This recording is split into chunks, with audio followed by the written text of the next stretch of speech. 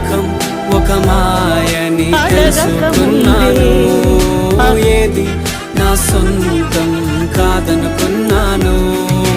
తప్పిపోయిన కుమారుని నేనైతే నా కొరకై నిరీక్షించే తండ్రి నా యేసు. తప్పిపోయిన కుమారుని నేనైతే నా కొరకై నిరీక్షించే తండ్రి నా యేసు. ఈ లోకమంతా నేను వెతకినా నాకు లేదయ్యా ఎక్కడా ఆనందం. నీ సన్నిధిలో ఒక్క క్షణం గడిపినా నా హృదయం